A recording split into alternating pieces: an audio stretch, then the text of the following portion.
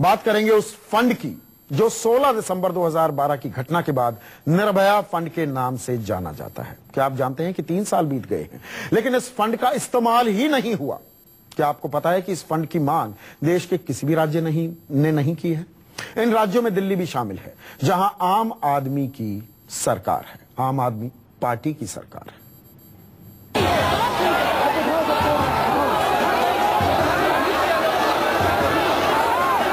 दिल्ली की सड़कों पर दिसंबर 2012 की ये तस्वीर आप भूले नहीं होंगे। निर्भया गैंगरेप केस के बाद देश गुस्से में था। उस वक्त यूपीए सरकार ने तुरंत महिला सुरक्षा से जुड़े कानूनों को और सख्त किया और पीड़ितों की मदद के लिए 2012 में एक निर्भया फंड भी बना दिया। लेकिन विडंबना देखिए कि 3 साल बाद भी 3000 करोड़ के निर्भया फंड का इस्तेमाल नहीं हुआ। देश के किसी भी राज्य ने निर्भया फंड के तहत कोई मांग या प्रस्ताव नहीं भेजी। निर्भया फंड के सूरत हाल का जिक्र महिला और बाल कल्याण मंत्री मेनका गांधी ने 24 अप्रैल को संसद में एक लिखित उत्तर में बताया। मेनका गांधी के मुताबिक निर्भया फंड के लिए नोडल संस्था है महिला और बाल विकास मंत्रालय। इस फंड को राज्यों को बांटने की जिम्मेदारी मंत्रालय के पास है। अब तक राज्यों और केंद्र शासित प्रदेशों से कोई आवेदन ही नहीं आया है। इस सच को बयां कर रही है ये गृह मंत्रालय की स्टैंडिंग कमेटी की 2015-16 की रिपोर्ट, जिसमें जीरो का ये आंकड़ा वो पैसा है जो निर्भया फंड के तहत केंद्र से राज्यों ने मांगा ही नहीं। आलम यह है कि जिस दिल्ली में निर्भया कांड हुआ उस दिल्ली की सरकार ने भी निर्भया फंड का इस्तेमाल नहीं किया। जहाँ तक स्टेट्स की बात है, स्टेट्स के हक में है क्योंकि स्टेट एक इंडिपेंडेंट डिसीजन बॉडी है और वो मांग रख सकती है केंद्र के पास। तो वो स्टेट्स को ये मांगना चाहिए ताकि हम महिलाओं की सुरक्षा को और मजबूत कर पाए। सारा दोष राज्यों का ही नहीं है। पिछले 3 साल में केंद्र सरकार के स्तर पर भी निर्भया फंड को यूं ही पड़े रहने दिया गया। जब खर्च नहीं हुआ, कोई लोग इंटरेस्ट नहीं ले रहे, इसका मतलब सेंट्रल गवर्नमेंट चुप बैठना ये तो नहीं है। सेंट्रल गवर्नमेंट भी उसको रिव्यू करना चाहिए, देखना चाहिए। हर स्टेट के जो भी इंचार्ज मिनिस्टर होते हैं उनसे बात करके इस फंड को कैसा यूटिलाइज करें।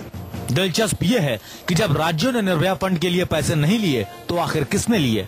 महिला और बाल विकास मंत्रालय के अनुसार निर्भया फंड से महिला सुरक्षा के नाम पर सड़क परिवहन मंत्रालय ने 1405 करोड़ का एक प्रस्ताव पारित करवाया।